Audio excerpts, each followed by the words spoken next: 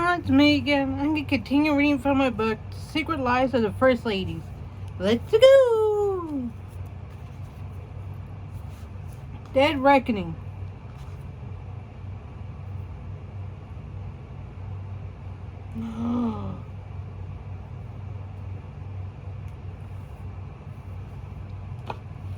Sorry, I noticed I have gray hair. But my mom says that's normal in my family to start getting gray hair around this time. If I remember correctly from what my mom said, my grandma Sharon, my mom's mom, she got gray hair in her 20s. And I'm 31. Normally I would get gray hair because of great stress. And I do have great stress somewhat. I still can't find a job, and this economy is killing me and my boyfriend. Seriously, it's killing us. We can barely afford to eat. We can't do anything fun. We can barely afford to eat. I'm trying to find a job, and I've been looking for like 2 years, almost 3 years. 3 years now. I've been looking for 3 years now, starting this month. And still nothing. I mean, I got a job review next Thursday at Chipotle in Glendora, but I mean, like, still, it's still not enough. I don't know what else to do. Comment down below if you can help me get a job. Okay, because I really, really need one. And it's got to be in Glendora, La Puente, Pasadena, Monrovia, California, and the Warrior area. Because I can't go too far. So, yeah. Let's continue. Dead Reckoning. In the midst of the Second World War in 1943, Nancy worked as a nurse's aide in the Cook County Hospital. She exhibited a remarkable ability to work diligently and sensitively with wounded men. But her initiation into the ugly world of war injuries was traumatic to say the least. On her first day, she gave a bath to a severely wounded veteran, who by the end of the process proved to be dead. Damn. The only reason why I got dressed for my workout outfit that you saw earlier is because I didn't know this, but my mom I didn't know that my mom needed glasses to be picked up for her. So I got dressed into my workout outfit because I was going to work out later. I still am going to work out later. Just in this outfit instead.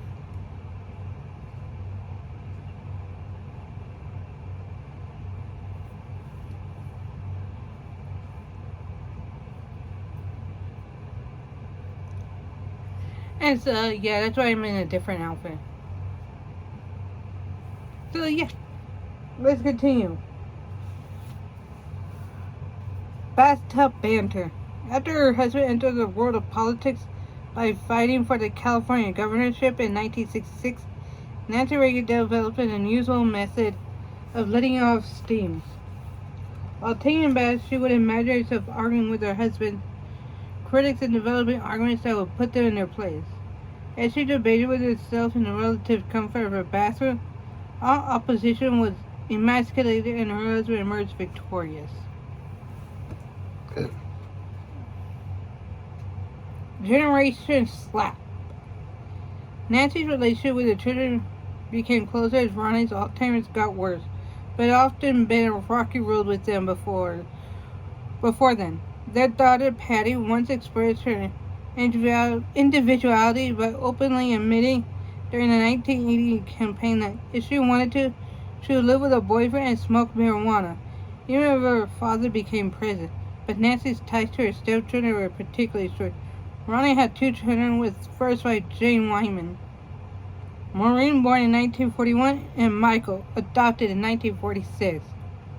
Neither of them took easily to Nancy after her marriage to Ray in 1952. believing that their stepmother was determined to put a wedge between them and their father. That the children dubbed Nancy the Dragon Lady is harsh enough. Oof. But Michael once admitted that when his stepmother's car rolled off a hill and was totaled, he wished that she'd been in it. Oh my God! She was the epitome of an evil stepmother, I guess. Wow. Ouch. Ooh. That had to hurt. Chief of Astrology. President Reagan's signing of the historic Intermediate Range Nuclear Forces NIF Treaty in 1987 was really slated to be aired on television during prime time. The First Lady, however, insisted on making a scheduling change. The signing would happen in the afternoon, not the evening. The reason was simple. Nancy's astrologer, John Quigley, had informed her that the afternoon slot was a better one according to his star chart. It wasn't the first time that Mrs. Reagan had relied on Quigley's advice to alter the president's agenda. In fact, the astrologer had long since become a fixture in the administration. The relationship began in 1981 after the assassination touched on Reagan, an event that Nancy forever after referred to only as March 30th. Because that's when it happened, March 30th of 1981. Ouch. Okay, terrified that such a thing might easily happen again, the First Lady enlisted Quigley, a San Francisco-based astrologer, to provide whatever advice she could about Reagan's schedule. The result was a color-coded calendar that warned of upcoming good and bad days, hours, etc. Mrs. Reagan took pains to conceal Quigley's influence. When calling the White House switchboard, for example, the astrologer was instructed to refer to herself as Joan Frisk. The whole thing became an embarrassment when it came to light late in the administration. But hey, the Quigley connector served its original purpose. Reagan was never assassinated. Again.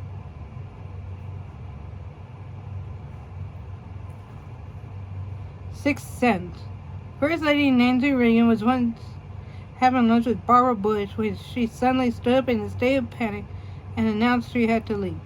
It was March 30th, 1981. Her husband had just been shot across town. It's moments like this, perhaps, that explain why Mrs. Reagan was so superstitious.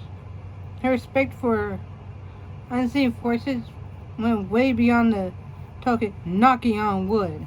You know. She insisted on keeping a large talisman at the California ranch to ward off evil spirits, refused to store her shoes above the level of her head, and forbade herself from changing if she accidentally put on an article of clothing inside out. Is that why my boyfriend change his shirt from inside out to right side in? No, I'm kidding.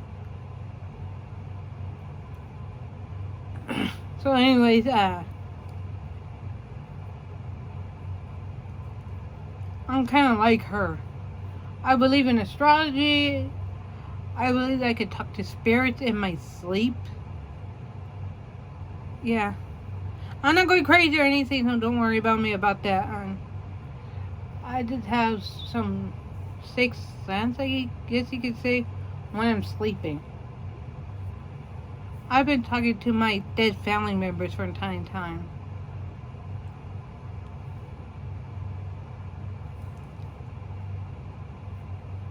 Which is good, because most of them I really do miss. Like my grandpa, my Uncle Jason, my dad,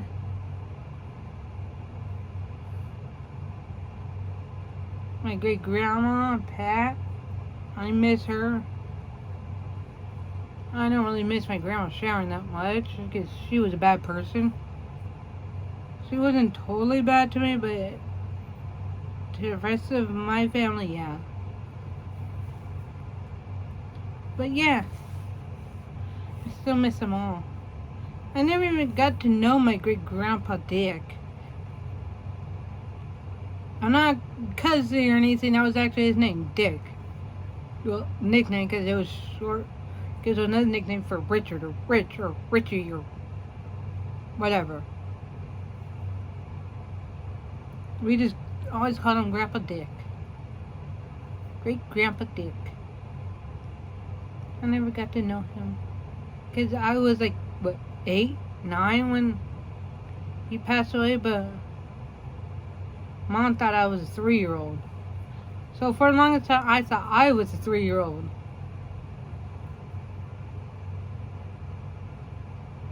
But it turns out I was the 8-year-old. My middle sister was 8. My middle sister was 6. And my youngest sister was like 3 or 4 years old.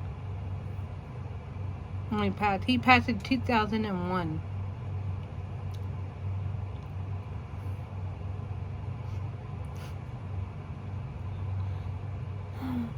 Anyways, yeah. 7 years stitch. First Lady Nancy Reagan's extraordinary wardrobe ended up getting her into plenty of hot water with the press, who thought her extravagance was a bad idea while unemployment remained high. During the first few months of the administration, her press secretary got into the habit of deflecting criticism by insisting that Nancy received her Colonos and Alfonso gowns before she became First Lady. Specifically, 7 years before. It wasn't long before one reporter remarked that Mrs. Reagan must have done a lot of shopping 7 years ago. The issue was a serious one. Because the First Lady rarely returned the articles of clothing lent to her by designers, she was violating a law against the acceptance of expensive gifts. That she failed to mention, all of them on her tax forms didn't help the situation. In 1982, Nancy announced that she would stop the practice of accepting loans from designers. In fact, she kept doing so and admitted as much toward the end of her first ladyship. No legal action was ever taken against her, but the IRS eventually sucked her with a $1 million bill for unpaid taxes. Ooh. I can't believe that's all she got was this. Hey, pay your taxes. It's $1 million now. Bye. Some people can just get away with shit. If we were to do that, normal people, we'd be locked in prison. And then pay to work that fine off. But she didn't have to.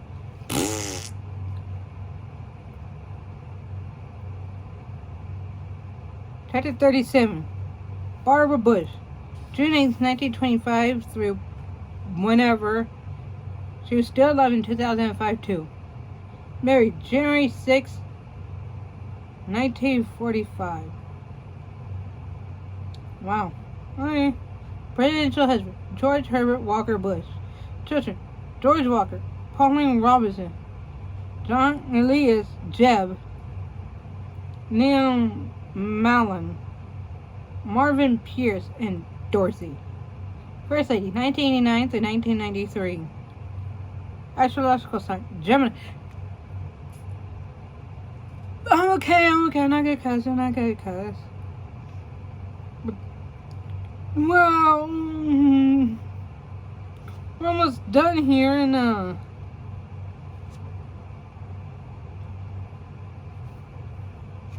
Virgo.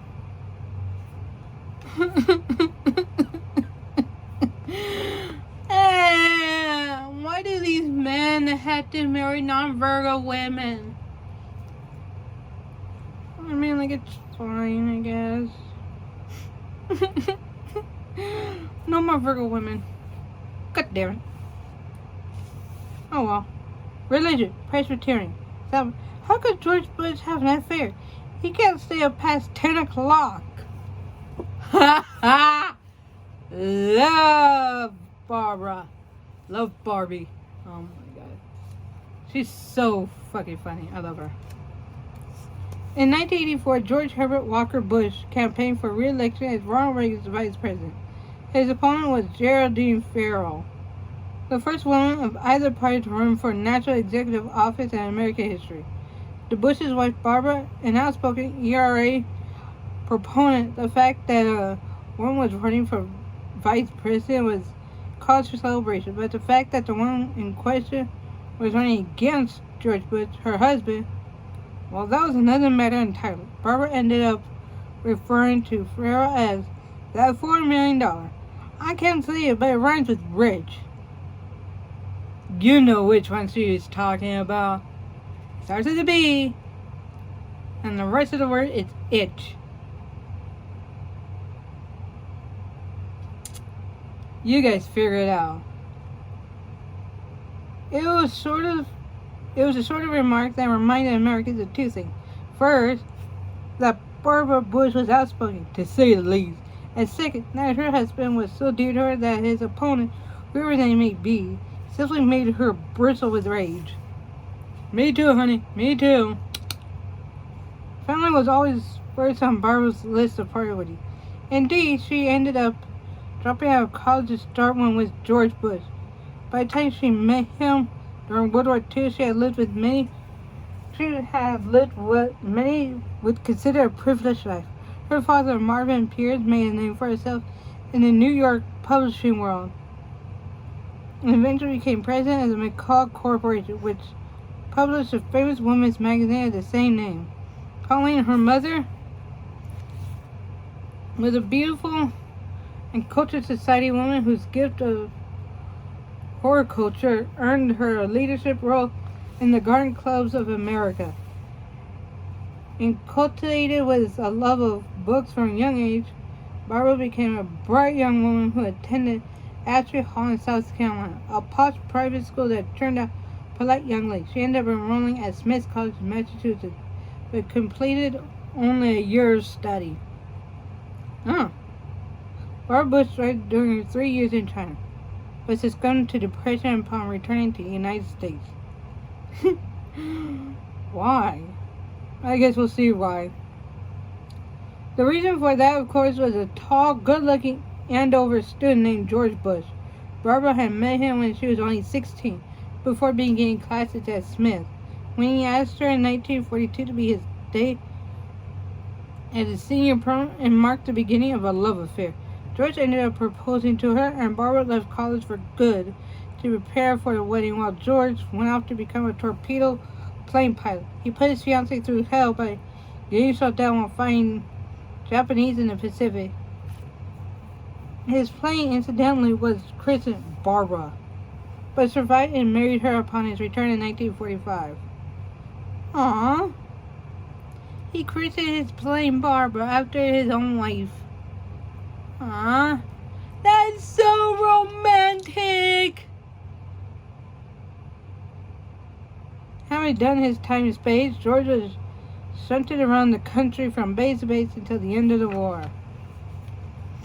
Upon being discharged from the Navy, he took advantage of the GI Bill by entering Yale, and Barbara began her long career as a homemaker. It wasn't long before their first child, future President George Jr., was born. Barbara, having been brought up around serving, gradually learned to clean house, prepare meals, and become a devoted mother. Indeed, mothering was something that Barbara Bush excelled at. And a good thing, too, because the babes just kept it coming. George decided to go into the oil industry after his graduation from Yale and took to Valley, Texas, in 1948.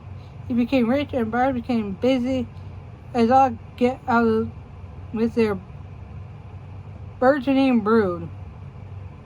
By 1959, they had 5 children. Her life became a 3-ring circus of little league games and runny noses, a nosy world over which she presided with skill and patience, and plenty of exacerbation, I think. Exasperation. From 1962 on, Bush proved as adept at making his way in politics as he had been at finding Texas tea. After chairing the Harris County Republican Party, He won a seat in the United States House of Representatives in 1966, to which he was re-elected 2 years later. So Barbara learned to enjoy the excitement of campaigning and found Washington a fascinating place to live. Her husband's long absence on congressional business began to bother her. They moved to New York City in 1971 when George was appointed ambassador to the United Nations.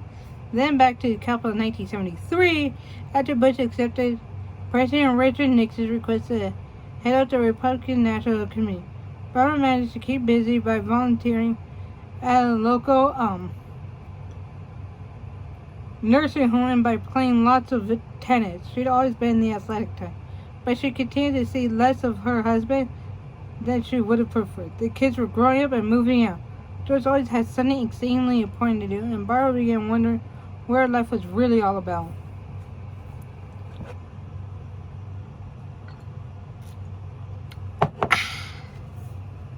Keep hydrated, folks.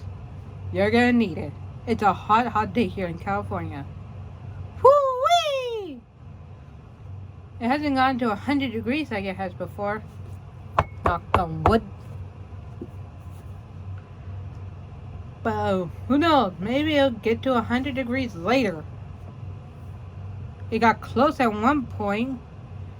It got to like the early to mid 90s here in California at one point, but now it's just like in the 70s or 80s.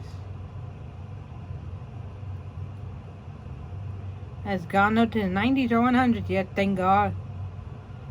Because that's when me and my boyfriend start fighting a lot, because he gets really irritated when he's really hot. I don't know why, but yeah. Anyways, let's continue. As it happened, her husband was fed up with the status quo she was and left at the opportunity offered him by President Gerald Ford to become the United States envoy to China. He and Barr, as he called his wife, ended up spending some 3 fabulous years there. For Mrs. Bush, it was more than just an exotic adventure. It was one long stretch of quality time with her husband. They learned Chinese together, toured the country's historic sites and beautiful countryside, and got to know each other all over again. The dream came to an end in 1976 when George, after a great deal of deliberation with his wife, his kids, and himself, accepted the job of director of the CIA. For Barbara, the return to Washington was an utter drag. As a nation's chief spy, as a nation's chief spy, Bush shared even less with his life with her than he had in his earlier days. The children, of course, were all living lives of their own, and